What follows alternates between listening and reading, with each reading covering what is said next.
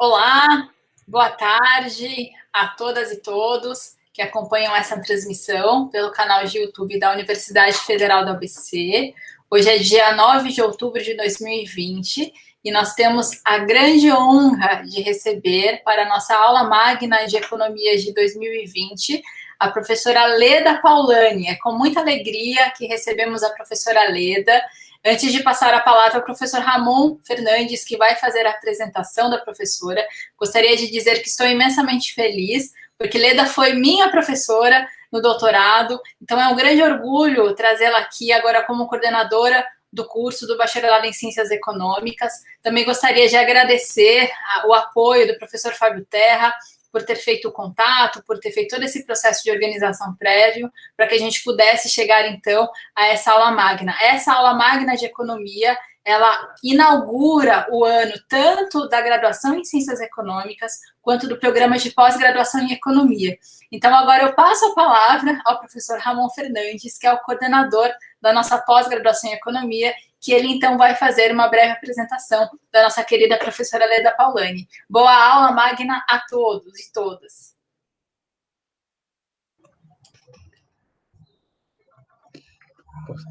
Então, boa tarde para todo mundo, todos e todas. É uma satisfação enorme receber como professor do Bacharelado em Ciências Econômicas da UFABC e como professor e circunstancialmente coordenador também da pós-graduação em Economia, né? Então, receber a professora Leda Maria Paulani como homenageada nessa aula magna, né? É uma satisfação muito grande, porque, veja, então, aqui começo com uma parte mais pessoal, né? Mas eu conheço a Leda desde que fomos colegas na pós-graduação na USP, uns aninhos atrás.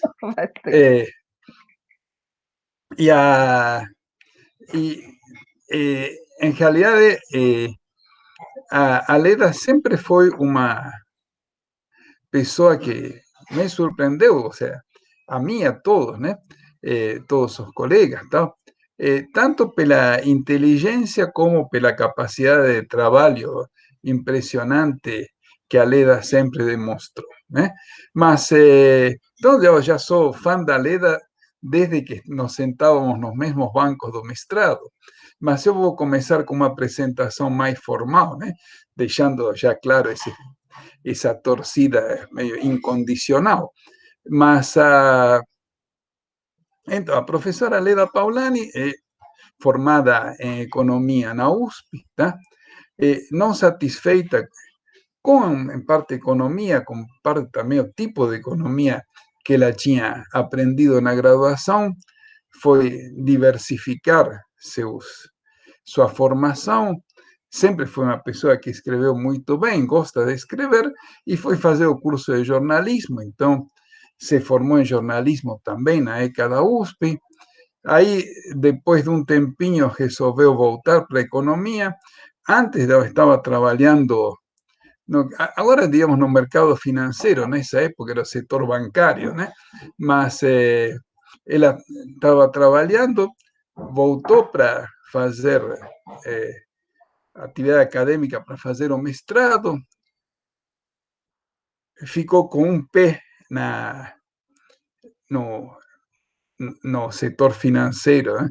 Onde precisava, digamos, tirar seu sustento, mas querendo ir para a academia, assim, na primeira oportunidade que teve, quando passou como professora substituta na FEA, ela largou o banco e ficou 100% na academia. Aí fez o doutorado, ainda na época do doutorado foi aprovada como professora efetiva da FEA, onde ficou por um longo tempo. Aí depois, já quando se aposentou, tivemos a enorme satisfação de que pasasse um tempo como professora visitante conosco na Federal do ABC, e toda essa trajetória acadêmica brilhante da Leda, como já vou falar, também se viu permeada por duas experiências muito assim enriquecedoras para ela, pelo que me contou, e para todos nós, né? Que foram as duas passagens dela pela Prefeitura de São Paulo, né?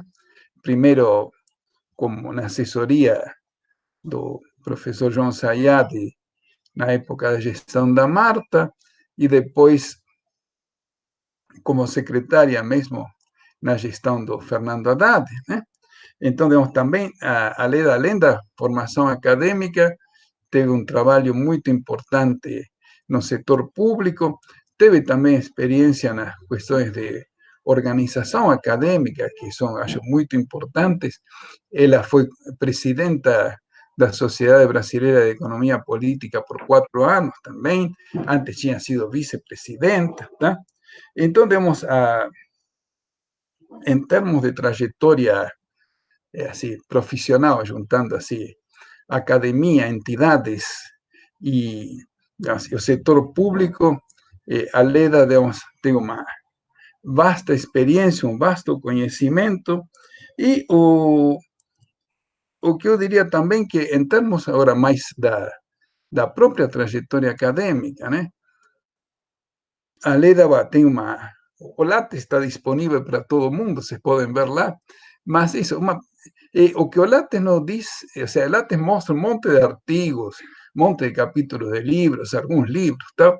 O que nos diz a qualidade do trabalho da Leda, né? Porque a Leda é uma...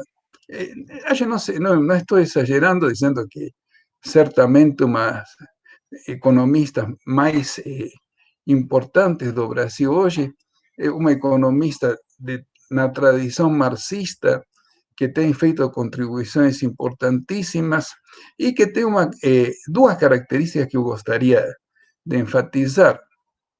Uma que, veja, aqui de repente até estou comprando briga com a Leda, né? Mas tem algumas pessoas dentro da tradição marxista, né? Que ficam, de alguma maneira, fazendo um trabalho que eu quase diria de hagiografia, certo? Trabalho de resgate da leitura das fontes primárias, fontes, assim, dos textos básicos, tá? A Leda foi uma, digamos, o sea, sempre em sua trajetória foi e sempre se dedicou a pensar de contemporânea com as ferramentas teóricas dessa, digamos, desse paradigma, desse programa de pesquisa, certo? Mas que sempre se preocupou em entender as coisas novas, sempre se preocupou em conhecer, em tentar explicar os fenômenos que estavam mudando no mundo ao seu redor, tá? Então, outra coisa fundamental é que a Leda também, além de ser uma grande conhecedora da escola, da visão marxista do mundo, a Leda sempre manteve diálogo com outras tradições. A Leda também conhece muito bem digamos, a escola da CEPAL, conhece muito bem a Keynes, né? E também tem uma muito boa formação, ou seja, conhece, dialoga e debate com a tradição neoclássica, certo? Ou seja, a Leda tem também uma formação muito ampla e um diálogo, estimula sempre um diálogo, que é uma coisa muito importante. Finalmente, uma última coisa antes. Acho também importante que uma coisa que às vezes os economistas brasileiros nem sempre estão tão antenados, né? É em conversar com as pessoas que têm sua visão no restante do mundo, tá? E a professora Leda tem feito esse esforço de estar dialogando com o pensamento marxista, o pensamento radical, no mundo todo, certo? Tem, assim, tanto participando em eventos, como publicando nas revistas importantes, como a Monthly Review, a Review of Radical Political Economy. Então, acho que isso, vamos A Leda, portanto, é uma pessoa com uma enorme capacidade de trabalho, enorme capacidade de diálogo, uma experiência muito assim, abrangente, tá? E, bueno, então, portanto, já é um orgulho para nós que ela seja quem esteja dando essa aula magna. Então, agora paro minha apresentação por aqui, Leda, uma satisfação enorme te ouvir. Então, agora é tua vez, tá? Obrigado. Bem, ok. Muito obrigada. Eu queria, de início, agradecer esse convite que muito me honra e agradecer de partir daí o Fábio Terra, a Fernanda e o professor Ramon, que é meu amigo dileto do peito, assim, de décadas, né? Dizer que ele é muito amigo, então certamente ele exagerou um pouco aí nos seus qualificativos, né? E queria também agradecer muito os meus colegas de NIDS, né? Como a professora Fernanda mencionou, e o professor Ramon também, eu fiquei 2 anos aí na Universidade Federal do ABC, como pesquisadora e também como professora, no NIDS, né, que é o Núcleo de Estudos Estratégicos em Democracia, Desenvolvimento e Sustentabilidade. E queria dizer que foi uma experiência para mim muito legal, né, pelo clima, pela sensação de acolhimento, pela camaradagem, e de conviver com diversas áreas das ciências humanas, e não só, né, às vezes tinha gente da área ambiental, etc. Então, uma experiência muito, muito gratificante para mim, e eu queria, então, agradecer aqui 2 pessoas, o professor Olímpio Barbante Júnior e o professor Gabriel Rossini, né, que foram os 2 coordenadores do NIDS na época em que eu lá estive, né? Bom, gente, eu vou aqui, na realidade, ler para vocês uma longa, quase que carta de depoimento que eu escrevi, né?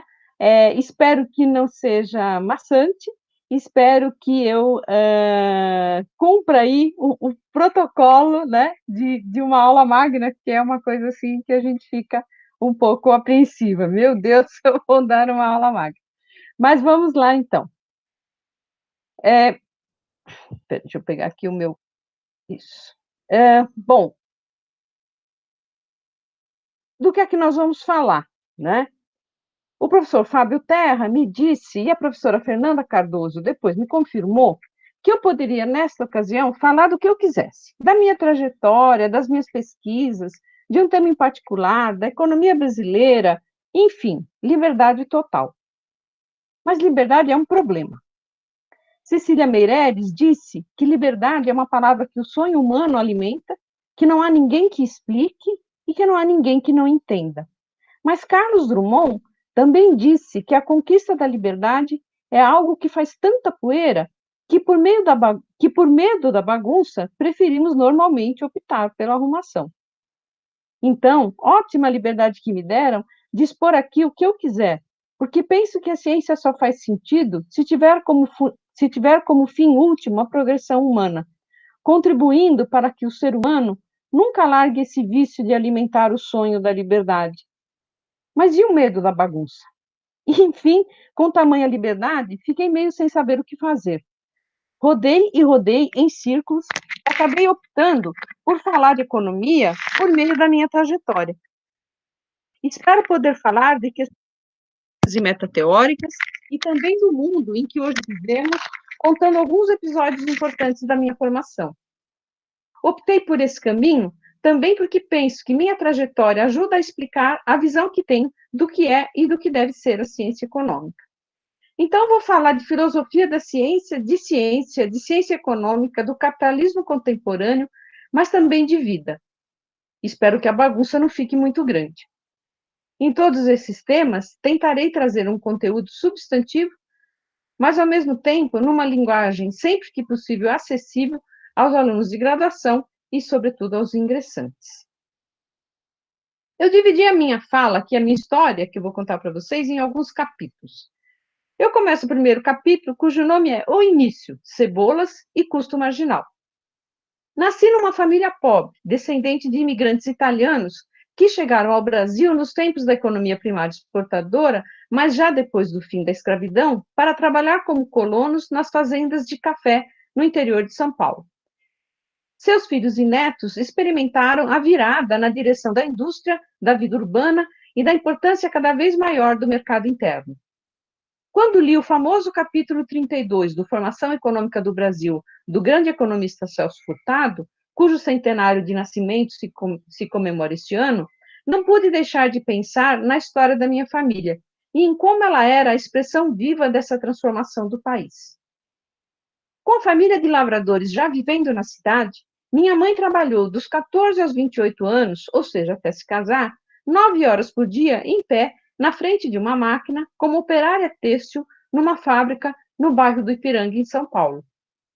Ela e suas irmãs, que tiveram o mesmo destino. Quando li pela primeira vez o capítulo 13 do livro 1 de O Capital, de Karl Marx, onde ele afirma que com a maquinaria há uma subsunção ou subordinação real do trabalho ao capital e que o trabalhador funciona aí como vigia da máquina, não pude deixar de pensar em minha mãe. A família de meu pai tinha praticamente a mesma origem. Minhas tias, suas irmãs, também eram operárias têxteis nas fábricas do Ipiranga.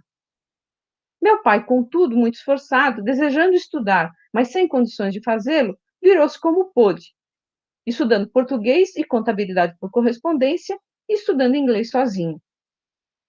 Isso depois de ter conseguido um diploma do nível primário, hoje chamado Fundamental 1, né, num curso de madureza, que hoje se chama de supletivo. Por isso, ele não trabalhava numa fábrica, mas num escritório. Mas sem ter diploma formal, ele sempre ganhou muito pouco, nunca mais do que 2 salários mínimos, mesmo fazendo um trabalho de administrador. Apesar das carências materiais, tive muita sorte, pois vivi feliz numa família estruturada, com um pai e uma mãe que nos estimularam desde muito pequenas, a mim e a minha irmã, a estudarmos, mas principalmente tendo ensino de alta qualidade numa escola pública.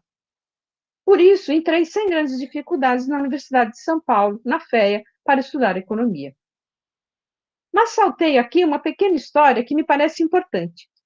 Eu tinha lá meus 10 ou 11 anos e ouvi meu pai comentar uma notícia que dava conta de que produtores de cebola estavam jogando cebola nos rios ou queimando toneladas delas. Aquilo me intrigou. Como assim, pensei eu, queimar cebolas? Elas não são plantadas para serem consumidas, para alimentar as pessoas, para temperar a comida? Por que destruí-las depois que elas nascem? Perguntei a meu pai o porquê daquilo, e ele me disse: às vezes isso acontece. Na época do Getúlio se queimava café. Fiquei ainda mais intrigada. Mas não foi por isso. Não foi buscando respostas a essas questões intrigantes que anos mais tarde resolvi fazer economia. Até porque, naquela época, início dos anos 70, não se sabia exatamente o que se estudava num curso como esse. Não havia tanta informação disponível sobre as diversas áreas do ensino superior como há hoje. Sabia-se alguma coisa dos cursos tradicionais, direito, medicina, engenharia, mas economia, pouca gente sabia o que se estudava aí. E o que era ainda mais verdadeiro em se tratando de uma família como a minha, pobre, família de trabalhadores, afastada do mundo universitário. Fui fazer economia porque me parecia ser uma mistura de história com matemática, duas disciplinas que me apaixonavam, além da paixão maior, a literatura. Não me deixei seduzir por essa paixão maior porque não queria ser professora. E esta me parecia ser a única opção de trabalho que um curso de letras daria a alguém. Ao optar por economia, deixei de lado então a literatura, mas ela entrou na minha vida de qualquer maneira, porque eu casei com um escritor.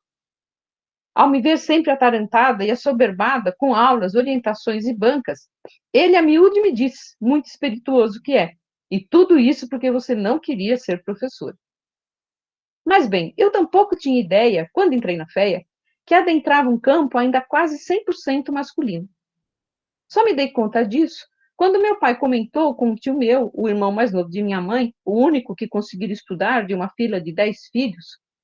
Ele estudara à noite, trabalhando o dia todo para pagar a faculdade, fizera administração na PUC, mas conseguira porque já não tinha mais uma renca de irmãos mais novos para ajudar a sustentar. O meu pai, então, comentou com esse tio que eu entrara na USP, no curso de economia. Ele fez um ar bem preocupado e disse que economia para uma mulher jamais. Nem administração era uma área aberta às mulheres, segundo ele. O que eu conseguiria no máximo seria um bom cargo de secretária executiva. Fiquei chateada. Não queria ser secretária. Se quisesse, faria um curso de secretariado, como algumas colegas de colégio estavam fazendo. Mas, enfim, já tinha vaga na USP, resolvi encarar, desse o que desse.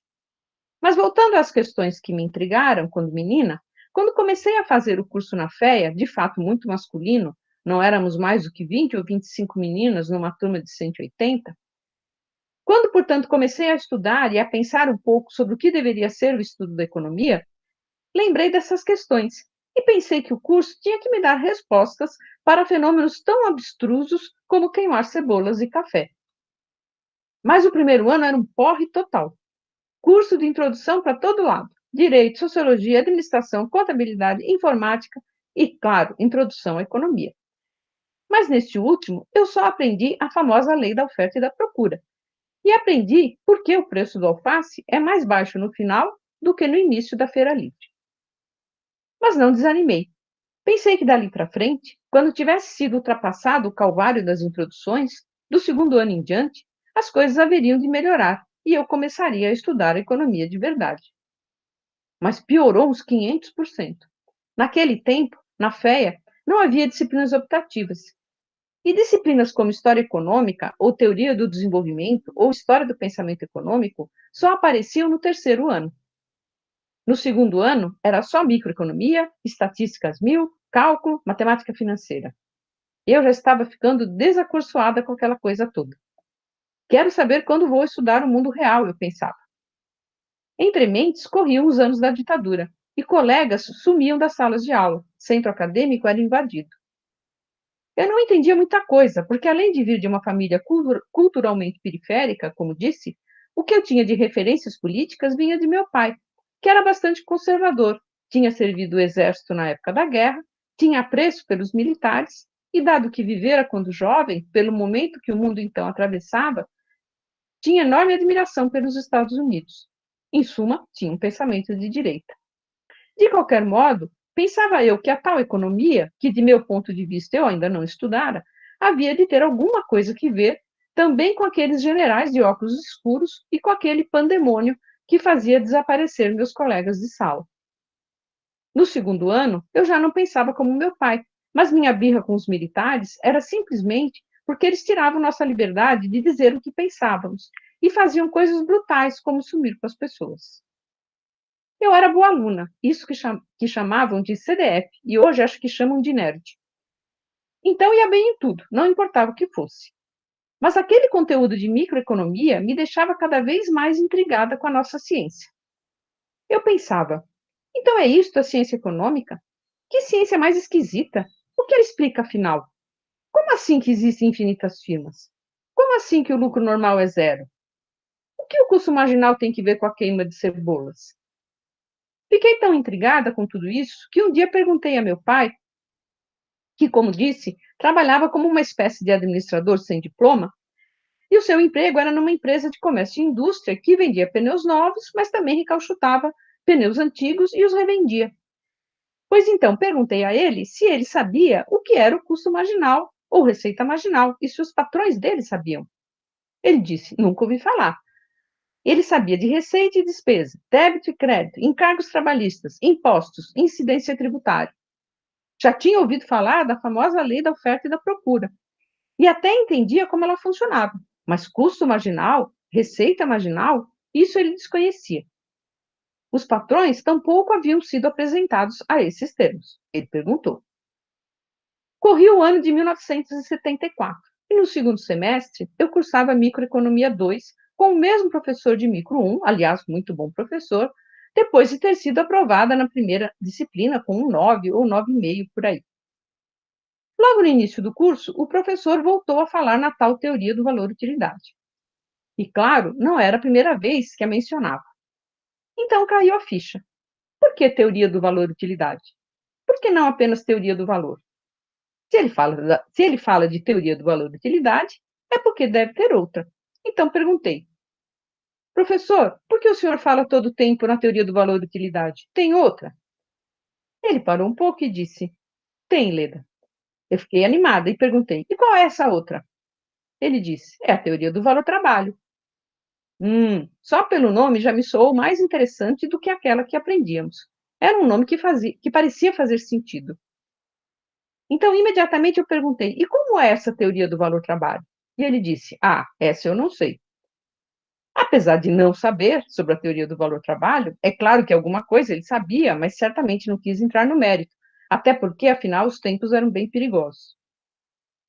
De qualquer maneira, a resposta do professor, esse não saber dele, me ajudou muitíssimo, pois eu fui atrás da tal teoria do valor-trabalho.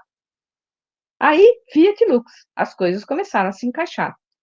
Rato de biblioteca, descobri Adam Smith e Ricardo e também comecei a entender por que o tal de Marx era tão importante. Mas meu primeiro contato com Marx se deu no terceiro ano, numa disciplina de teoria do desenvolvimento, onde nosso professor, Hélio Nogueira da Cruz, muito aberto, permitiu que estudássemos, na base de seminários, alguns textos que quiséssemos. Foi uma decisão arriscada da parte dele, porque um dos textos escolhidos, a minha turma era, como dizem os gaúchos, da faca na bota. Tinha muitos alunos de esquerda, além de muitos que cursavam também ciências sociais. Pois então, um dos textos escolhidos foi um capítulo do livro de Paul Suisse, Teoria do Desenvolvimento Capitalista, que acabei lendo inteiro, e era uma espécie de iniciação à teoria de Marx. Esse contato, ainda que indireto, confirmou para mim que o caminho de uma verdadeira ciência econômica tinha que ser por aí.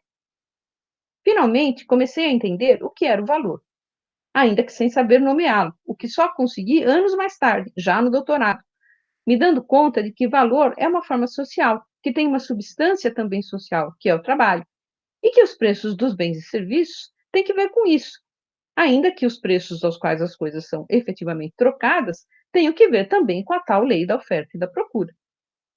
Quando estudei Adam Smith, já no último ano, no curso de História do Pensamento Econômico, uma das coisas que mais gostei foi aquela distinção entre preço natural e preço de mercado, porque, para mim, ela punha as coisas no lugar certo. Era uma explicação meio newtoniana, mas que fazia muito sentido. Mostrava como se formavam os preços por meio do tempo de trabalho, e como esses preços naturais funcionavam como um centro de gravidade em torno do qual flutuavam os assim ditos preços de mercado, ora acima, ora abaixo deles. Só uma questão me ficou.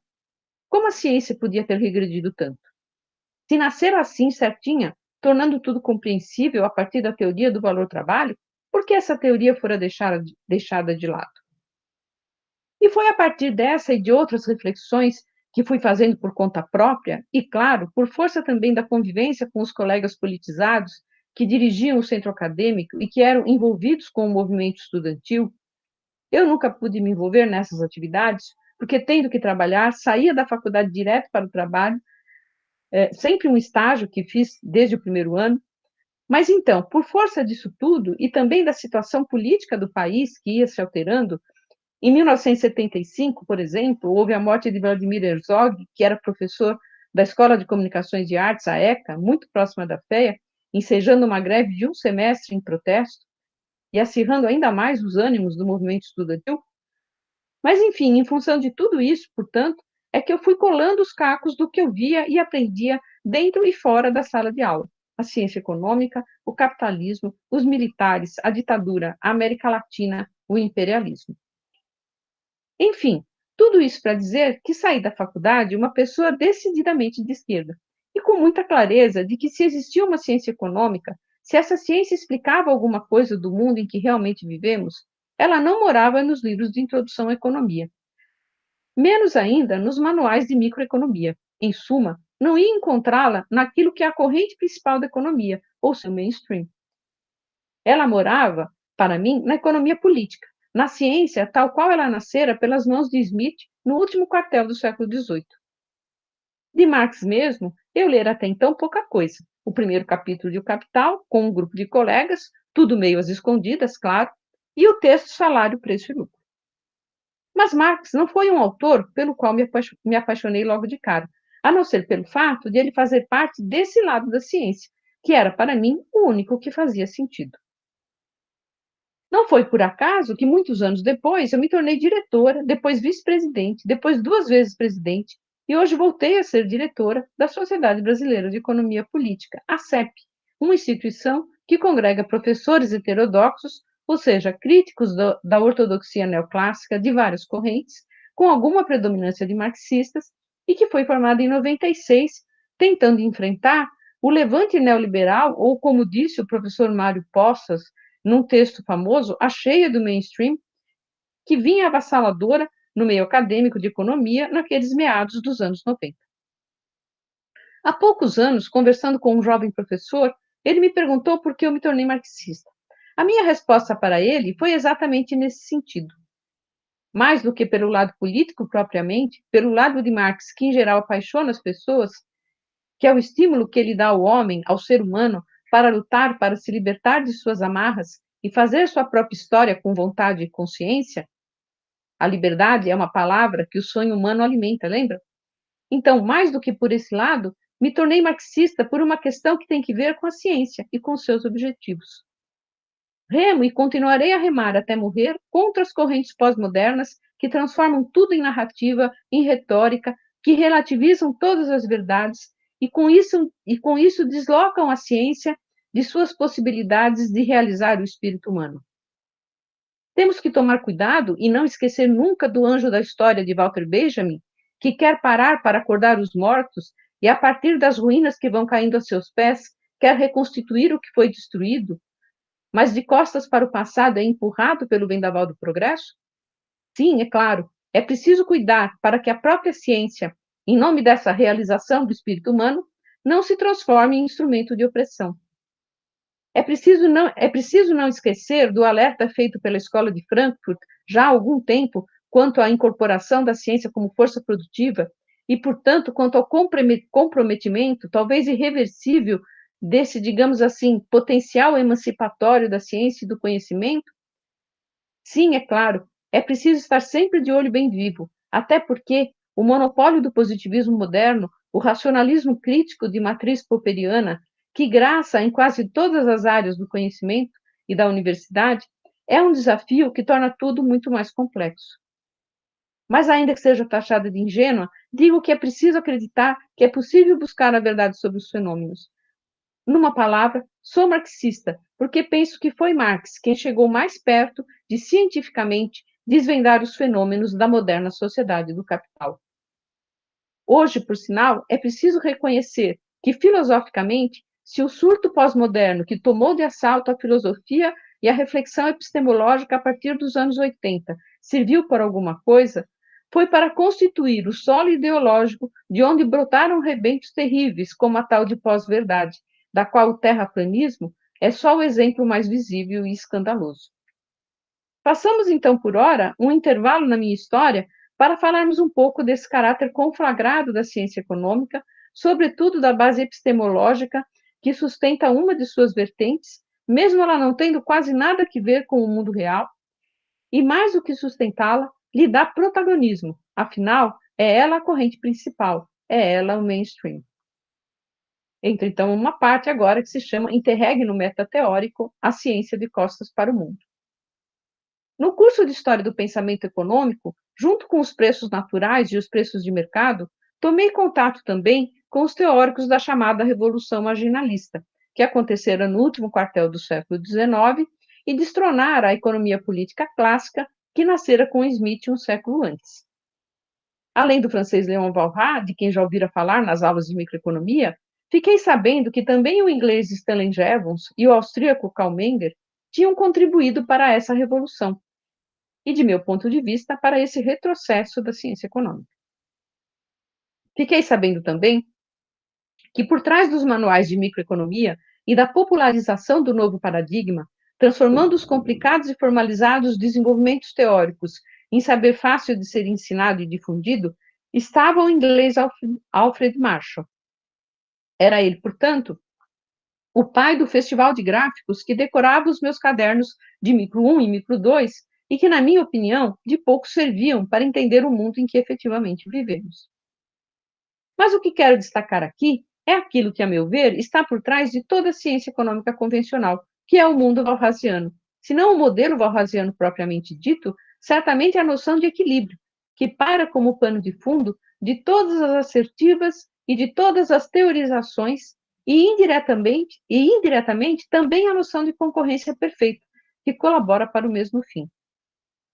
Isso cria um mundo de fadas, de conto da carochinha, que não deveria nos preocupar se ele não comandasse o mundo prático e a política econômica de quase todos os governos, com consequências drásticas.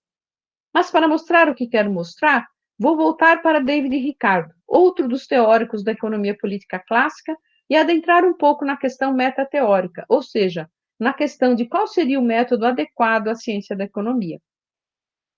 Diferentemente de Smith, Ricardo não era filósofo, mas um ativo homem de negócios e membro do parlamento inglês.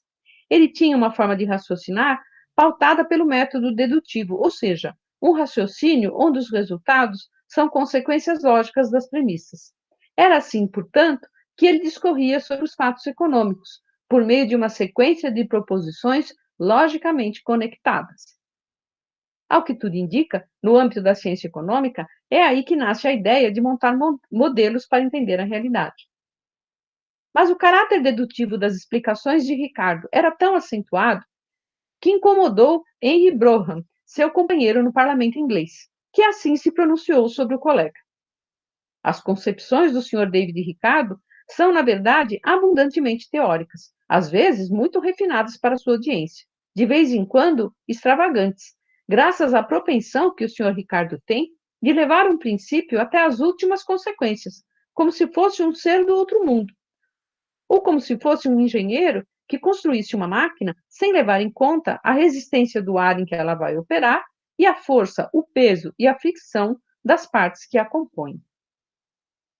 O incômodo do pragmático companheiro de Ricardo era, claramente, com o caráter absolutamente abstrato de suas formulações, ainda que elas se destinassem, ao fim e ao cabo, a referendar proposições concretas de política econômica.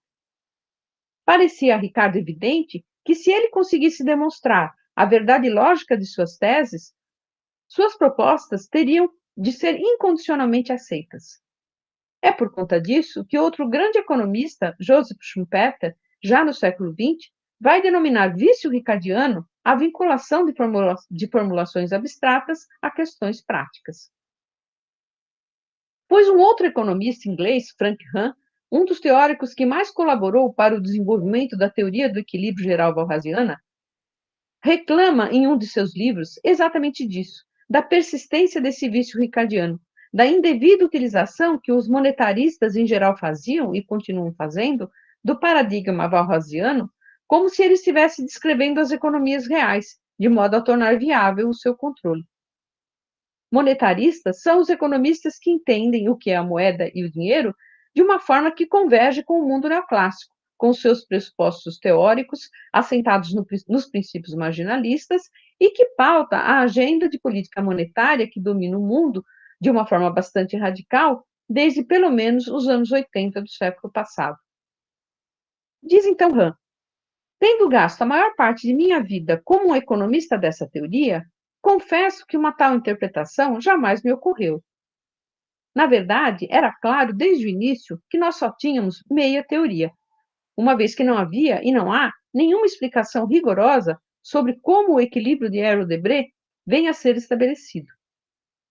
Mas percebeu-se rapidamente que mesmo essa metade que nós tínhamos possuía sérias falhas.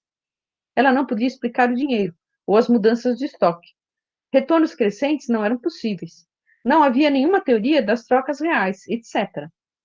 Se se toma a teoria walrasiana seriamente, não se pode levar a sério o uso que os monetaristas fazem dela. Frank Hahn fala aqui com a autoridade de quem participou ativamente da confecção do artefato teórico mais logicamente consistente com a ideia da ciência econômica como explicação dedutiva já produzido. O modelo de Arrow-Debré que ele cita, na realidade, trata-se do modelo Arrow-Debré-Hahn, pois ele também fazia parte desse trio de teóricos que o elaborou, é o modelo walrasiano mais bem desenvolvido já construído. Um modelo que resolve muitos dos problemas e das lacunas que Walras tinha deixado, muitas das quais por conta simplesmente de que a matemática de sua época ainda não estava suficientemente desenvolvida para fornecer os instrumentos capazes de solucioná-las. O objetivo maior do modelo walrasiano é provar a existência na economia de mercado de um vetor de preços de equilíbrio, ou seja, demonstrar matematicamente que o mercado, por seu próprio funcionamento, sempre encontra um vetor de preços que equilibra ofertas e demandas de modo a satisfazer todos os desejos. É surpreendente, portanto, surpreendente e digno de aplauso, que Rand tenha sido tão franco na admissão da total insuficiência do paradigma do equilíbrio geral para explicar o mundo em que realmente vivemos. Mas isso nos leva imediatamente a perguntar: se não se trata disso, do que se trata então? A ciência econômica não é como a arte, um fim em si mesma. Ela não pode se dar ao luxo de virar as costas para o mundo real. Sobre essa questão, não será demais lembrar, menos por seu caráter anedótico do que pelo que revela desse tipo de concepção de ciência econômica, um episódio ocorrido justamente com o economista francês Gérard Debré, o Debré do modelo Hero-Debré, quando da cerimônia de recebimento do seu Nobel de Economia em 1983. Segundo consta, ao final do evento, em meio a dezenas de jornalistas que o cercavam, foi-lhe perguntado o que achava ele, àquelas alturas o mais importante economista do planeta, da política de juros do presidente Reagan, a qual havia espantado o mundo por sua extrema dureza, tornando-se então o assunto predileto das rodinhas especializadas. Para a estupefação e assombro de todos os presentes, Debré respondeu singelamente que não fazia a menor ideia do assunto sobre o qual era indagado, pois não se preocupava com esses assuntos de política econômica e só fazia modelos abstratos. Para os menos avisados, a inesperada resposta talvez tenha parecido tão somente a sonsice de um francês arrogante que queria sutilmente revelar seu desprezo pelos assuntos americanos. Mas, evidentemente, não era disso que se tratava, e sim de mais um rompante de sinceridade de um teórico do equilíbrio geral de natureza idêntica à manifestação de Frank Hahn que acabamos de comentar. Se Debré não tinha de fato o que dizer, se todo o seu conhecimento de teoria econômica, que lhe tinha rendido um prêmio Nobel, não lhe permitia pronunciar uma palavra que fosse sobre tema tão escandalosamente econômico, cabe-nos repetir a pergunta que já havíamos feito. De que trata então essa teoria? De que mundo ela fala? Que conhecimento é esse? É o flagrante irrealismo dos pressupostos da teoria do equilíbrio geral que torna difícil, se não impossível, fazer uso de seus achados teóricos para explicar o mundo real e fazer prescrições de política econômica sem incorrer no vício ricardiano. Para Frank Hahn, como vimos, os campeões desse erro são os monetaristas. Pois foi justamente o pai do monetarismo, o economista americano Milton Friedman, quem escreveu o artigo sobre metodologia mais influente de toda a história da economia, justamente para defender esse uso, ou seja, defender a utilização de pressupostos irrealistas na elaboração dos modelos teóricos. É bem verdade que Friedman refere-se aí não à versão walrasiana do paradigma do equilíbrio, mas à versão marshalliana dele, que trata de equilíbrios parciais. Sua crítica ao modelo walrasiano, contudo, se assentava em sua incapacidade de fornecer hipóteses testáveis, não a irrealidade do mundo por ele construído. O ensaio de Friedman teve uma repercussão extraordinária e marcou gerações inteiras de economistas filiados ao mainstream.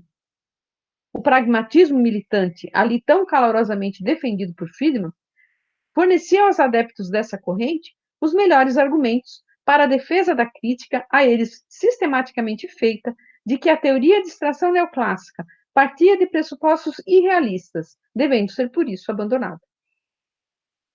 Mas, através de Friedman, nós encontramos o tema que veio a ser por mim estudado em minha tese de doutorado, o dinheiro. Terminemos então por hora esse intervalo metateórico e voltemos à minha trajetória. Então, entro agora então no capítulo 2, o doutorado, um cafezinho no IP e um obscuro objeto chamado dinheiro. Concluído o curso em 1976, abandonei a FEA. Migrei para outra, a ECA USP, para cursar jornalismo à noite e fui trabalhar como analista macroeconômica num grande banco. Mas o trabalho era estreito, às vezes repetitivo. O ambiente era quase 100% masculino, no pior sentido da palavra. Para uma mulher era quase irrespirável. Lembrei do meu tio. Algumas vezes eu tinha que ir com o diretor de meu departamento a reuniões gerais entre os vários departamentos do banco. Era um banco de investimentos, sempre sendo a única mulher. O diretorzão, um sujeito super machista, nunca dirigia a palavra a mim diretamente.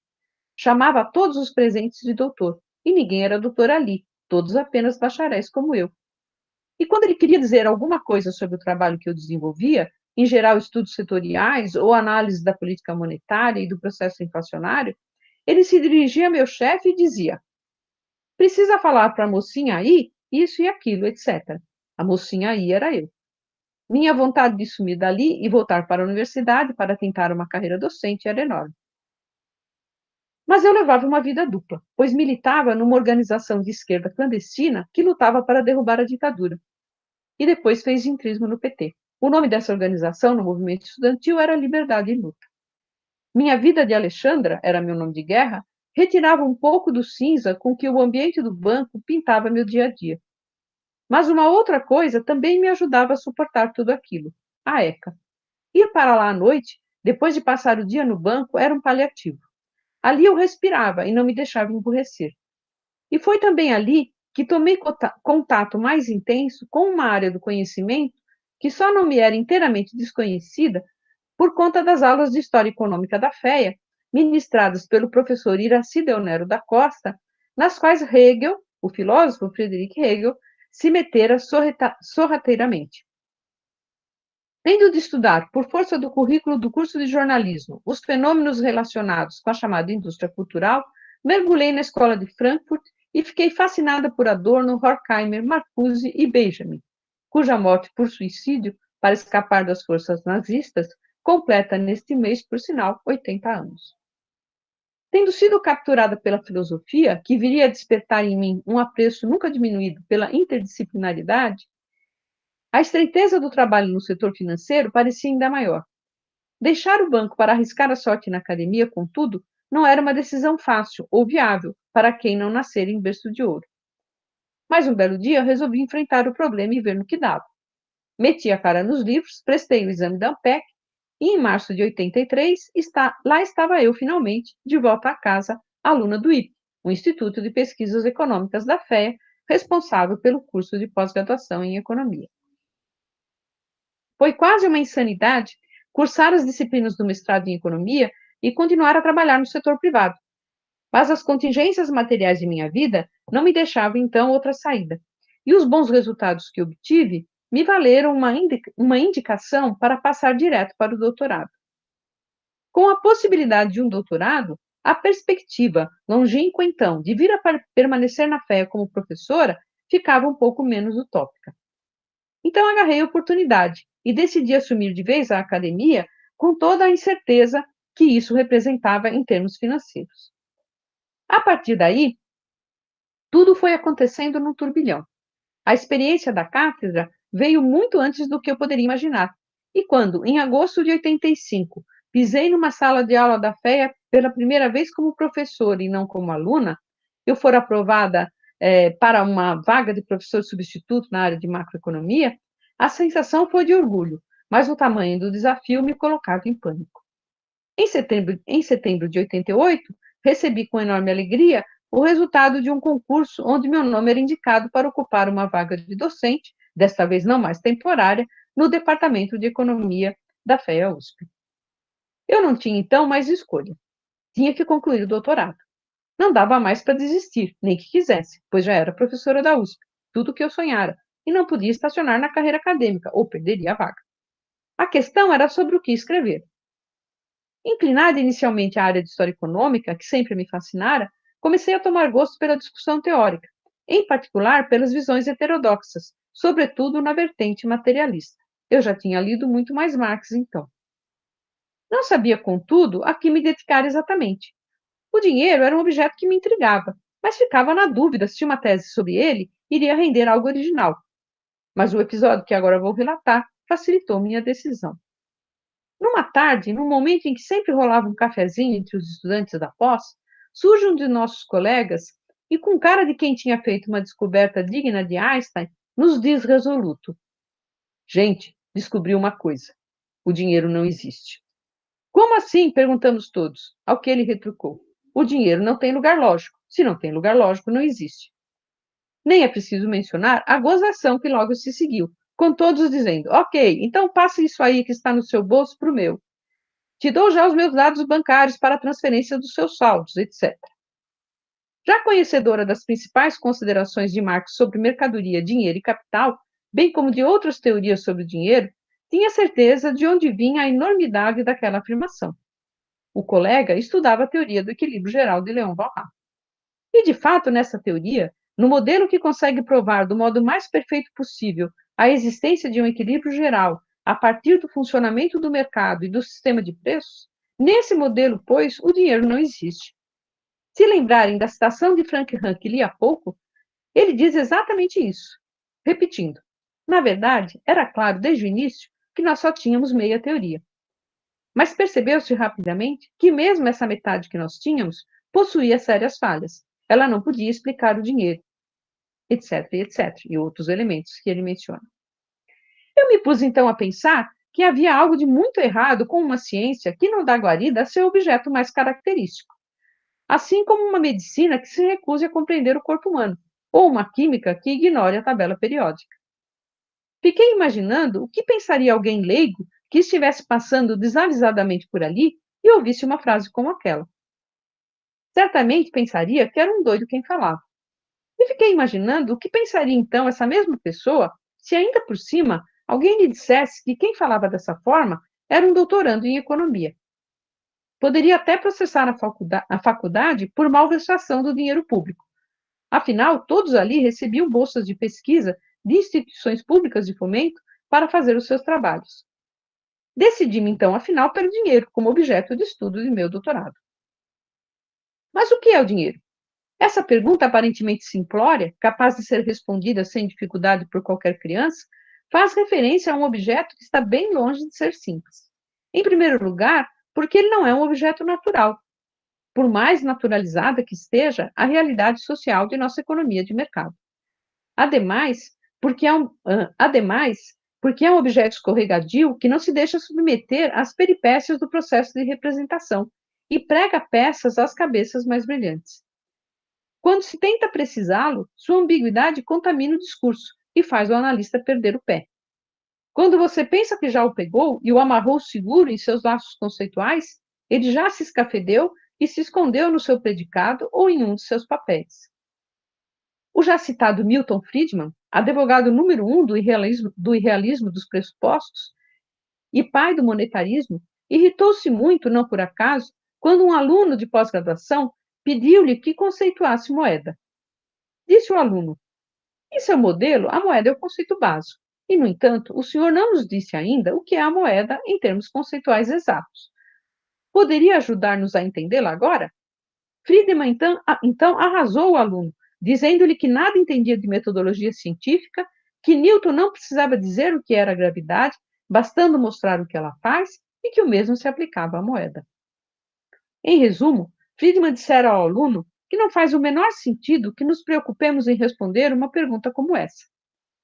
E o que mais se poderia esperar de alguém que defendeu o irrealismo dos pressupostos teóricos? Mas então, a ciência convencional ortodoxa é assim. O pai da teoria, que leva o nome de um objeto, diz que não é preciso saber o que é esse objeto. O problema é o vício ricardiano, porque tira-se daí, desse sui generis conhecimento científico cego, proposições de política que viram práticas econômicas que, ao fim e ao cabo, podem ceifar vidas. Até esse momento, usei indistintamente os termos moeda e dinheiro, como se fossem sinônimos. Mas eles não querem dizer a mesma coisa. Na realidade, um contradiz o outro, ainda que ambos sejam uma única e mesma coisa. A teoria monetarista, por exemplo, vê o dinheiro apenas como moeda, não o enxerga plenamente. Mas, obviamente, não vou aqui tentar expor minha tese e o que escrevi sobre dinheiro, porque não teríamos tempo. Mas digo apenas que tentei justamente, com base em Marx, lido através das lentes de Hegel, capturar o dinheiro em sua obscuridade, com um discurso também escorregadio e que abraça a contradição. Para mim, se trata de um objeto obscuro, leia-se contraditório, e para capturar um objeto obscuro é preciso um discurso da obscuridade. quando se tenta capturar um objeto obscuro com um discurso claro, ou seja, quando se tenta definir, clarificar um objeto obscuro, a contradição que é do objeto passa no discurso e o discurso se contradiz. Na tese, fiz uma análise do pensamento sobre o dinheiro na teoria do equilíbrio geral, na teoria neoclássica, na teoria clássica e mesmo na teoria keynesiana, mostrando como a contradição do objeto contradiz esses discursos. Minha tese sobre o dinheiro, resumidamente, é que ele, sendo logicamente sucedâneo da mercadoria, é, em sua essência, uma pura forma, uma forma social, mas que tem que aparecer como o contrário disso, como uma matéria absoluta. Parte das turbulências hoje vividas pela economia global decorrem do desdobramento histórico dessa contradição constitutiva do dinheiro. Numa abordagem muito original, o professor João Sayad diz que o dinheiro é um mito, cuja existência e funcionalidade dependem da crença e da fé de quem o utiliza, assim como santinhos religiosos, e o mito não pode ser desmitificado. Por isso é tão difícil domá-lo pelo processo de representação que constitui o conhecimento, no caso, a ciência econômica, que, no mais das vezes, segundo Sayad, acaba forjando uma teoria monetária sem moeda. E se o dinheiro é mito, os regimes de metas de inflação e as reuniões periódicas de comitês que emitem bulas papais com as regras de seu manuseio figuram para ele como os rituais necessários em tempos de dinheiro sem lastro para conservá-lo como um mito e salvá-lo da racionalização que o destruiria. Essas conclusões de Sayad não estão muito longe das minhas e também nos dão pistas importantes para pensar o porquê do surgimento, hoje em dia, da tão comentada MMT, a Modern Money Theory, ou Moderna Teoria do Dinheiro. E daqui, poderíamos então saltar para a discussão sobre o capitalismo contemporâneo, a financiarização e o rentismo, que são os temas que venho ultimamente pesquisando. Mas quero dizer umas poucas palavras sobre uma área na qual também trabalhei bastante e que foi muito importante para a minha formação, que foi a área de metodologia. Minha tese de livro-docência trata justamente de temas metateóricos, além de capitalismo contemporâneo. Mas vou trazê-la aqui para acrescentar à crítica que até agora fizemos da ortodoxia econômica mais um elemento. Desta vez, porém, não se trata da crítica da heterodoxia da Leda Paulani, economista declaradamente marxista e keynesiana, eventualmente, mas de um autor altamente qualificado, ninguém mais do que Friedrich Hayek, o pai do neoliberalismo. Então, entramos no capítulo 3, que eu dei o nome de A Livre Docência, o RIP Sossegado e a Defesa da Economia de Mercado.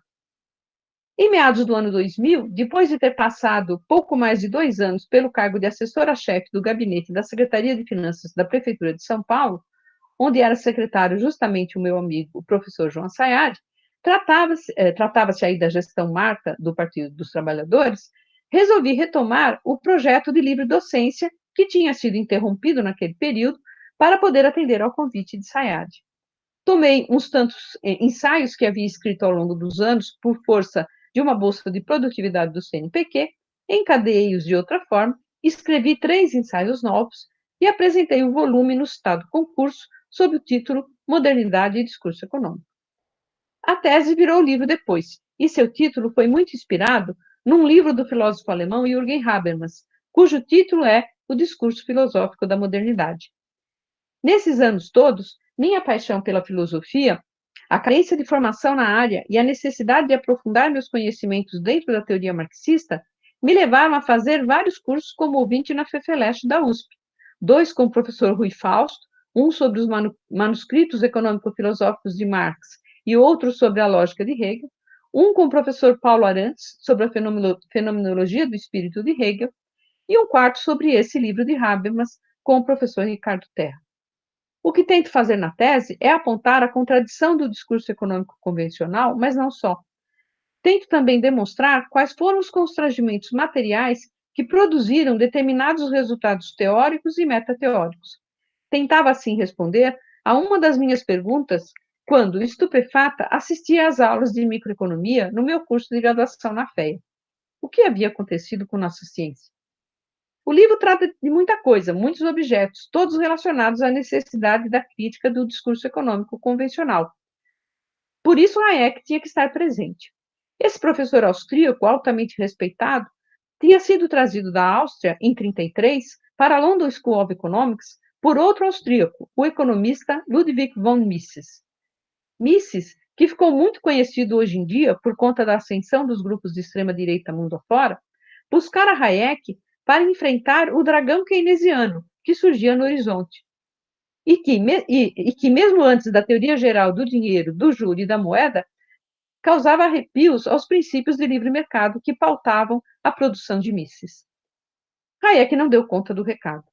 Diz um estudioso de sua trajetória que, ao longo dos anos 30, a Academia Inglesa viu Hayek surgir inicialmente como uma estrela de primeira grandeza na constelação dos economistas e, posteriormente, terminar a década completamente apagado, ofuscado pela avalanche keynesiana.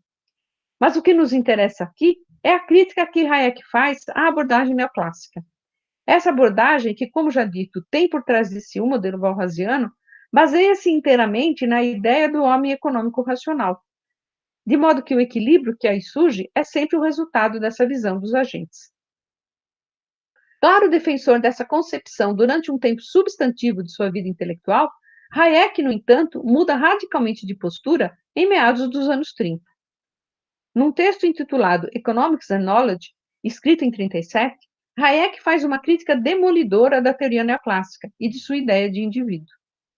Resumidamente, ele afirma que, ao tomar o indivíduo e seu comportamento como dados a priori, a teoria neoclássica dá por resolvido aquilo que deveria resolver.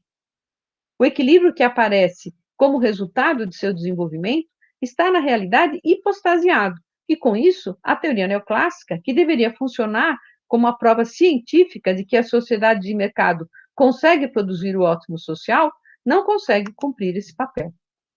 De fato, como escreve o professor Sayad na orelha do livro que resultou da minha tese e que foi publicado pela editora Boitempo em 2005, a teoria neoclássica e o homem econômico que ela pressupõe não combinam com a imagem que temos da sociedade capitalista, de empresários visionários, populações inteiras desenraizadas e deslocadas para trabalhar em minas ou em plantations no Novo Mundo, gerações empobrecidas até a morte por causa de novas invenções, ou levadas à morte por causa do preço da batata ou do arroz. O indivíduo econômico da teoria, continua a dizer o Sayad, combina apenas com o Robinson Crusoe, que toma decisões racional e calmamente, mas isolado numa ilha perdida no meio do oceano. Ou como um hippie sossegado dos anos 70, que escolhe entre dois bens, pensando apenas em necessidades e em paz com o mundo. Tendo chegado a essa terrível conclusão de que a teoria que deveria defender cientificamente a economia de mercado não era capaz de fazê-lo, podendo mesmo produzir o resultado inverso, Hayek simplesmente abandona a teoria econômica e passa a escrever sobre outros temas, legislação, direito, etc. Quando, em 1947, comanda intelectualmente a fundação da Sociedade Mont-Pelerin, que é uma espécie de certidão de batismo do neoliberalismo, é como se ele já estivesse ciente de que é impossível defender cientificamente a economia de mercado, que só é possível defendê-la como um fim em si mesma, enquanto solo único da realização da liberdade do indivíduo. Na citada orelha do livro, o professor Sayad escreve também: Leda Paulani mostra que o pensamento de Hayek abandona o debate dos economistas sobre o funcionamento da economia capitalista e passa a defendê-la como um fim em si mesma. O capitalismo e a economia de mercado não requerem mais justificativa ou análise racional. Daí que o pensamento econômico se torna raso ou impossível de ser discutido racionalmente. A privatização é preferível porque é privada, o mercado porque é mercado. É essa escolha sem justificativa que a autora aponta como traço definidor do pensamento neoliberal. E temos, assim, um motivo a mais para reprovar a continuidade do vício ricardiano, que tenta construir uma ponte impossível entre a demonstração científica do caráter virtuoso da economia de mercado e as prescrições de política econômica que devem ser seguidas para mantê-lo. Essa demonstração, se levarmos em conta as críticas de Hayek, simplesmente não existe. Chegamos com isso ao capítulo final de minha história, minhas produções mais recentes, todas elas vinculadas à crítica ao neoliberalismo, no Brasil e fora dele, e às transformações experimentadas pelo capitalismo contemporâneo, sobretudo ao processo de financiarização da economia, que é, para mim, apenas um dos fenômenos associados a um movimento de maior escopo que chamo de rentismo. Antes de iniciá-lo, porém, é preciso, por uma questão de honestidade intelectual, dizer ainda uma palavra sobre o paradigma convencional. Então, ele não serve para absolutamente nada? Serve sim. Serve, por exemplo, para explicar por que o segundo chopp, num dia de calor escaldante, não é tão gostoso quanto o primeiro. Ou para explicar, como já disse, por que o alface é mais barato no final da feira do que em seu início. Coisas que eu rapidamente aprendi lá na minha ignorância de aluna da graduação. Mas parece muito pouco, não acham? Para dar conta do que é o sistema capitalista, sobretudo no cenário conturbado que hoje se desenha? Bom, então, capítulo 4, Veredas Atuais. Defendida a livre docência, terminei minha viagem ao planeta da epistemologia e da metateoria e fui voltando aos poucos a meu objeto de origem, o dinheiro. Entre mentes, a continuidade da gestão neoliberal do capitalismo, bem como o andamento político e econômico do país, foram possibilitando que eu associasse essas pesquisas mais teóricas aos eventos concretos que foram marcando o país e o mundo nessas primeiras décadas do século XXI. Estudei a autonomia das formas sociais e como elas vão tomando conta do processo de acumulação. Tentei mostrar como isso explica, de alguma forma, a persistência do que se convencionou chamar de financiarização da economia, bem como a continuidade do crescimento da riqueza financeira, desde pelo menos o início dos anos 80, numa velocidade 3 vezes maior do que o crescimento da riqueza real. Tudo isso decorreu de um movimento que foi mundial de retomada da famosa seção 5 do livro 3 de O Capital, onde Marx vai falar do capital financeiro, que ele chama de capital portador de juros, e do capital fictício, e onde ele vai mostrar como o capital portador de juros fecha o sistema. Marx começa da mercadoria, vai ao valor e ao dinheiro, chega a partir daí ao capital e finalmente retorna à mercadoria, já que o capital portador de juros não é nada mais do que o próprio capital transformado em mercadoria, ou seja, é a mercadoria capital.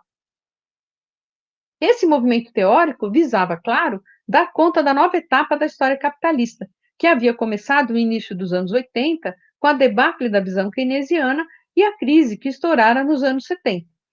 Para mim, uma crise de sobreacumulação. Nessa nova etapa, o capital financeiro vai ser o protagonista e vai comandar o processo de acumulação.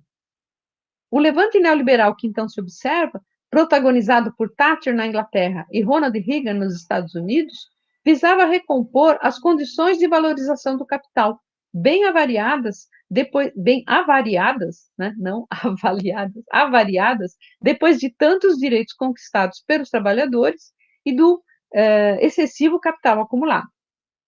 Mas visavam também liberar o mundo do complexo sistema de regulações e expedientes comandados pelo Estado, que ao longo dos chamados 30 anos gloriosos e sob os auspícios do Acordo de Bretton Woods, haviam colocado amarras a essa vocação de autonomização da finança, obrigando-a a se tornar parceiro da produção.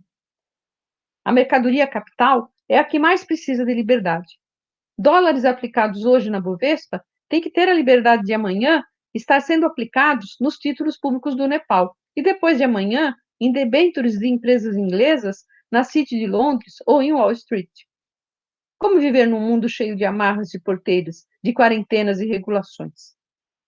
Mas a financiarização, para mim, como já mencionei, é só um dos elementos de um processo de maior escopo. É só uma das formas de rentismo. Descobri isso relendo a esquecida seção 6 do livro 3 de O Capital. Nesse livro, como se sabe, Marx analisa as formas segundo as quais a mais-valia aparece, a saber, lucro, juro e renda. Mas esta última foi ofuscada por um bom tempo pela abundante discussão sobre o capital portador de juros e a financiarização. O crescimento de fenômenos como a mercadoria conhecimento resgataram a seção 6, mostrando coisas muito importantes que podemos utilizar para entender o capitalismo de hoje e os desafios que estão colocados. Não tenho espaço aqui para comentá-las, mas penso que a economia política hoje, se quer de fato contribuir para a compreensão do mundo contemporâneo, tem que seguir por aí. Vou parando por aqui.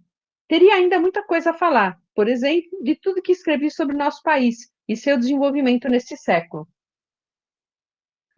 sobre o Brasil Delivery, sobre artigos que discutem dialeticamente a natureza do processo de trabalho hoje, sobre o desenvolvimento da ciência econômica no Brasil e a originalíssima tese da inflação inercial que aqui nasceu, não por acaso, sobre o neodesenvolvimentismo e Celso Furtado. Enfim, como sou muito abelhuda, escrevi sobre muita coisa que talvez merecesse alguma menção. Mas vocês todos já devem estar muito cansados de me ouvir, então vou terminar. Deixo apenas uma última observação. Esta é uma aula magna. Espera-se, de um evento como esse, penso eu, que as palavras de quem é convidado a proferi-la despertem quem as ouve o apetite da reflexão, seja sobre o objeto da ciência em questão, seja sobre sua natureza epistemológica, seja sobre visões e conceitos, seja sobre fatos, dados e informações, seja sobre teoria, seja sobre metateoria. Procurei corresponder a isso que penso deva ser o conteúdo de uma aula magna. Não sei se fui bem-sucedida, nem cabe a mim dizer. Mas penso que o conteúdo do que aqui coloquei me permitirá fazer uma defesa arraigada do pluralismo no ensino de economia, que me parece absolutamente imprescindível, sobretudo nesse momento em que vivemos. A universidade não é a igreja, que divulga apenas um determinado credo e cujas perorações se assentam numa Bíblia. A universidade tem que ser o contrário disso, tem que ser plural. É obrigação da universidade apresentar aos alunos os vários paradigmas existentes, principalmente em se tratando de uma disciplina em que a luta de paradigmas nunca deixou de existir.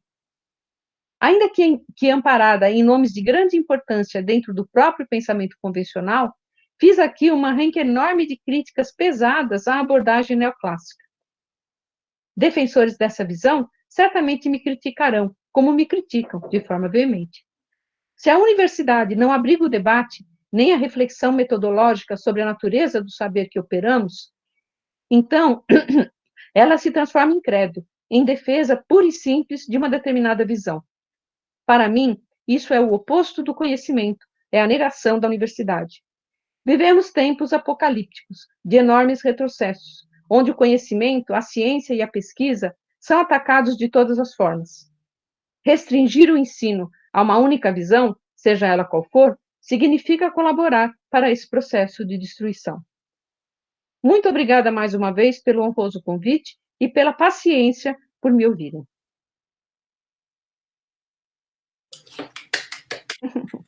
Vou botar aqui, meu. Leda, assim, sem palavras, eu tô com essa tarefa difícil, né, de conduzir aqui a atividade, tô aqui respirando ainda sob efeito, achei maravilhoso o que você fez com essa liberdade que a gente concedeu a você, assim, eu poderia esperar, mas assim, você ainda superou as expectativas do que você traria. Eu agradeço muito por você ter compartilhado a sua trajetória de vida, com essa riqueza, né, de reflexões e de questões que você foi trazendo ao longo da sua narrativa tão bonita. E aí eu gostaria de dizer que isso não é só palavra de uma ex-aluna que é absolutamente fã e apaixonada pela professora, mas vou te dizer aqui um pouco de quem está assistindo, né, a nossa transmissão. A professora Patrícia Cunha, professor Danilo Ramalho, professor Bruno Rocha, professor Anderson Campos, a professora Angela Ganem também está aqui acompanhando a transmissão, o professor Vitor Esquincariol, o professor Ramatiz, professor Pares, professor Manuel Ramon, professor Gabriel Rossini, professor Ramatiz Jacino, e aí, se você me permitir, eu gostaria de te falar o que as pessoas estão comentando, né, o efeito positivo que você provocou para quem está assistindo a aula de hoje, né, então, por exemplo, a Jaqueline, que foi nossa aluna, tanto da economia quanto do programa de pós-graduação em economia, ela disse que a sua aula foi muito bonita e admirável em todos os aspectos. O professor Ramatiz Jacino elogia a sua didática, né, que forma agradável de abordar debates econômicos, que maneira criativa de mesclar história pessoal, militância política e escolhas teóricas. Né? Então, acho que o Ramatiz aqui resumiu muito bem o que foi o espírito da sua aula. A Esther fala que a sua aula é uma verdadeira história da economia, narrada com a rica história pessoal, que você, da sua história pessoal, ela está se referindo aqui. Pessoas dizendo, né, excelente aula, maravilhosa, inspiradora, enfim, Leda, só elogios, só agradecimentos, né? Se você me permitir pegar um pouco do que você nos brindou na aula de hoje, depois eu vou passar um pouco a palavra para o professor Ramon também, para eu respirar aqui sob o efeito da emoção. Mas pensando na pessoa que você citou ao longo da sua fala, que é o Celso Furtado, ele sempre nos provoca a pensar para que serve a ciência, né? Que foi como você começou a sua fala. E que bom para nós que você tenha escolhido a ciência como uma forma de transformação do mundo. Então, assim, muito obrigada por isso, por você ter feito essa escolha, que você faz e continua fazendo muita diferença para muitas gerações de economistas e de cientistas sociais, e com isso você faz sua diferença no mundo também. Então, vou passar a palavra para o Ramon. Ramon, estou muito emocionada, preciso respirar um pouco.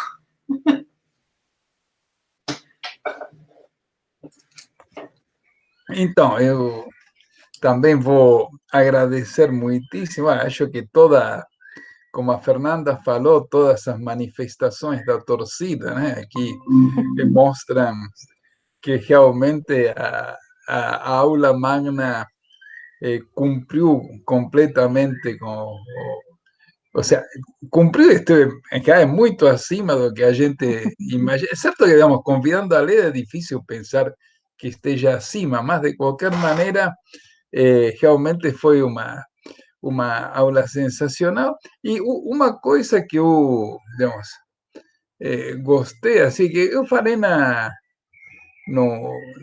apresentação, mas, digamos, acho que ficou mais claro ainda com o que você falou, né? A importância de tentar usar a economia como uma ferramenta para entender o mundo em que a gente está, certo? E que isso, então, quando a gente embarca em umas viagens teóricas muito descoladas do que está acontecendo, né?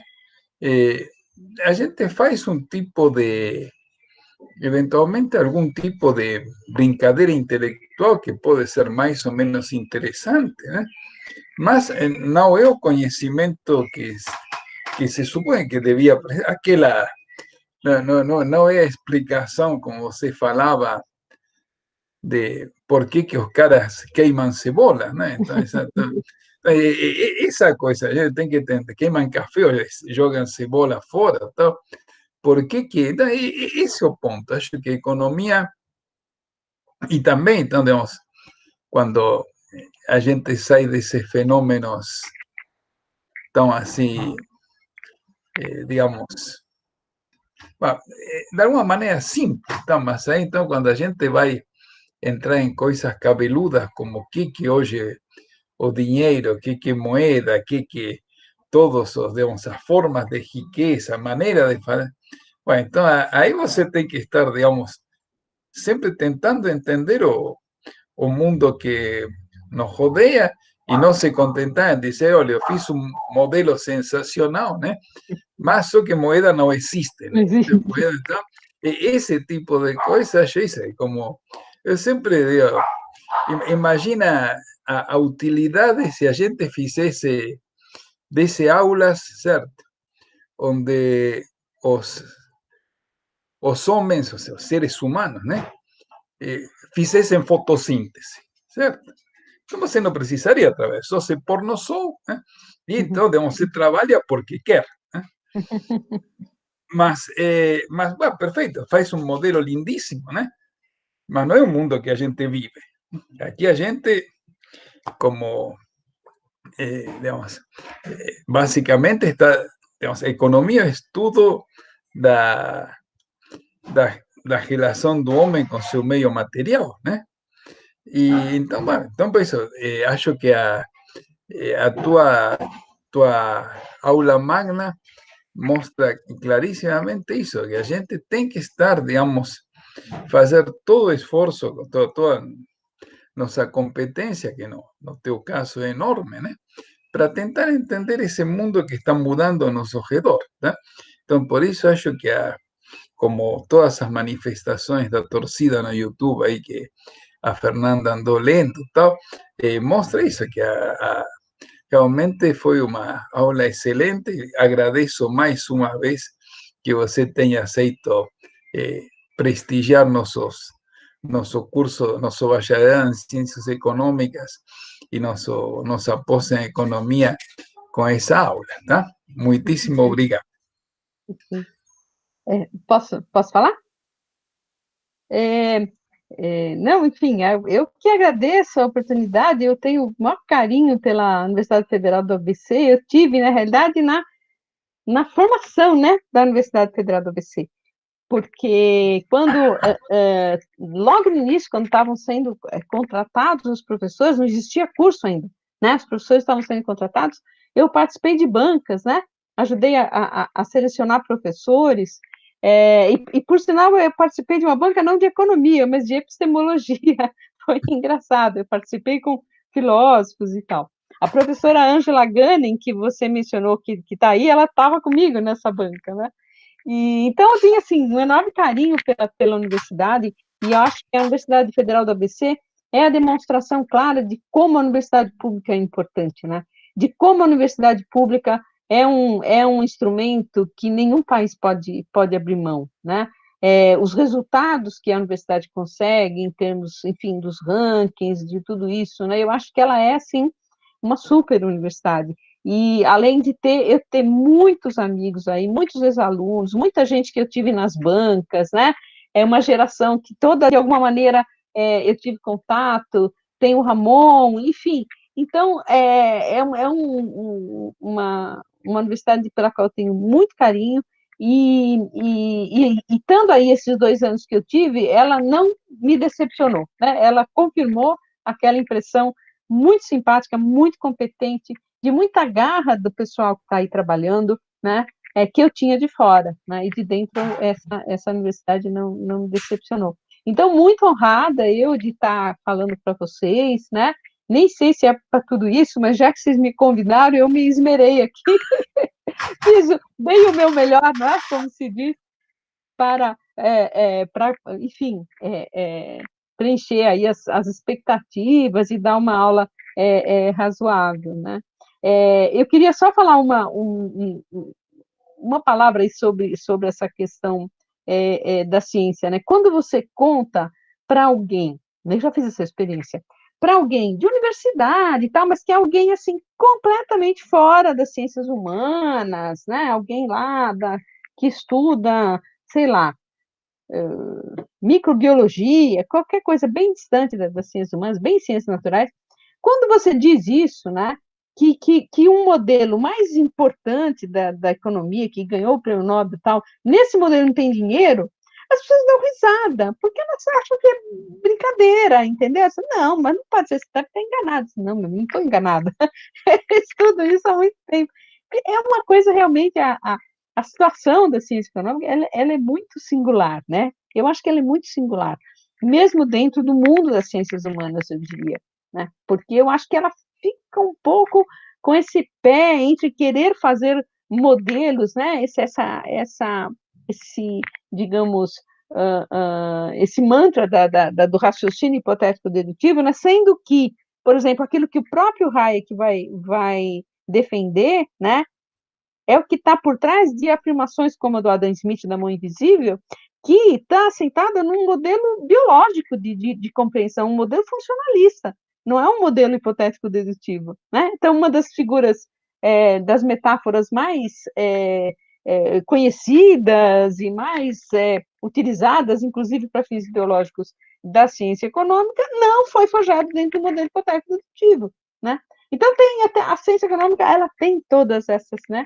Por isso que é apaixonante, né? Estudar a metodologia da ciência e estudar. Eu acabei chegando nisso tudo porque sou crítica do mainstream, sempre fui e tal, marxista, mas esse mundo realmente, eu gosto muito de filosofia, como disse, então, mas façam essa experiência, assim, né? Inclusive os que estão nos ouvindo até agora e são economistas e concordam um pouco com essa posição, perguntem a pessoas, né, de outras áreas bem distintas das ciências humanas, o que elas acham disso? Elas vão ter reações muito interessantes. Mas é isso, gente. Não sei se ainda tem mais algo a fazer ou a responder, mas é uma enorme satisfação de vê-los, de ver Ramon, a Fernandinha, o Fábio, né, o Gabriel, que apareceu aí um pouquinho antes de a gente começar a aula mesmo, e agradecer a todo mundo também né, que veio nos ver, nos ouvir. Maravilha. Muito Leda, obrigada. se você me permite, apareceu uma pergunta lá no público do YouTube, que eu acho que vale a pena a gente abordar essa pergunta, porque ela coloca talvez o que seja um dos principais desafios que a universidade, que os professores universitários enfrentam, para, de fato, provocar o seu poder de transformação na sociedade. Então, o José Pascoal Vaz faz a seguinte pergunta. Primeiro, ele super elogia a sua aula, né? E ele diz o seguinte: cara, professora Leda, como transformar a sua aula em algo para levar ao povão de modo que deixe de votar em quem os explora?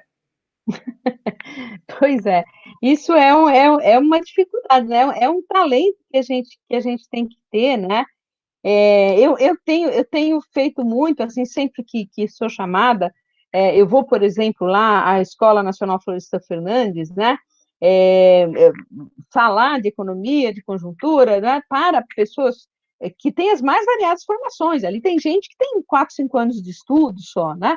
Mas é uma gente que já é militante, né? Uma gente que já está lá no MST. Você tem que fazer um esforço brutal de mudar a linguagem, né? Porque se você entra com todo o jargão, né? As pessoas simplesmente não conseguem te acompanhar, não vão chegar, né, com você aonde você quer que elas cheguem. Então, agora, é difícil realmente, porque a gente teria que ter instrumentos, né, que permitissem uma atividade como essa permanente, porque não adianta ir lá uma vez. Eu já fui na cidade de Tiradentes, eu já fui na Vila Maria, eu já fui em vários lugares, sempre que eu tenho contato com alguns movimentos sociais, tal, então sempre que me chamam, eu vou, né? Eu vou, explico, falo e tal. Mas, né, não é uma atividade assim, digamos, sistemática, né? É difícil, não é fácil, não. E eu acho que hoje o discurso, por isso que eu falei também um pouco dessa questão da universidade no final e tal, porque hoje o discurso, né, que a gente poderia chamar iluminista, vai, com um pouco de ingenuidade aí, né, porque, de fato, enfim, tem muita dificuldade aí de realizar os preceitos iluministas, mas esse discurso hoje briga com um discurso que é potente, né, que é disseminado e que vem através da religião, né, de fundamentalismo religioso, e que vai se chocar com essas. Então, são discursos que se chocam. Então, você tem, para usar uma palavra que os economistas gostam, né, uma concorrência aí de discursos e de narrativas, né, que é uma palavra da moda aí hoje, né, para, enfim, se referir ao mundo, que é uma luta difícil, né? Então, são coisas assim que eu, por exemplo, agora que eu estou dando menos aula, porque estou aposentada e tal, então, são coisas que eu tento, na medida do possível, fazer, né? Justamente nessa direção que o rapaz perguntou, né? Mas não é fácil, eu diria, não é fácil, porque não é só uma questão de você didática, de você achar a linguagem adequada para as pessoas se compreenderem, mas é porque você está lutando, né, e brigando com outros discursos, com outras narrativas, né? Então, Leda, mais uma vez, gostaria muito de te agradecer, né, por você ter nos dado esse grande presente. É um presente que não é só para hoje, é um presente que fica na eternidade na internet, como diria o professor Fábio Terra. Então, é certamente uma aula que a gente vai poder ver e rever várias vezes e pensar sempre, né, guiados por essa perspectiva do espírito crítico e transformador, que eu acho que você nos inspirou na tarde de hoje. Então, eu gostaria de agradecer novamente o seu aceite, a sua participação, a sua contribuição ao UFABC, direta e indiretamente, toda a contribuição que você trouxe a essa universidade. Agradecer ao professor Ramon por ter feito a belíssima apresentação da aula, agradecer a organização também do professor Fábio Terra, agradecer a todas e todos que acompanharam essa transmissão, com desejo de um bom final de semana, continuem se cuidando, e ano que vem tem mais aula magna. Obrigada, gente. Até a próxima. Boa noite a todos. Tchau, tchau.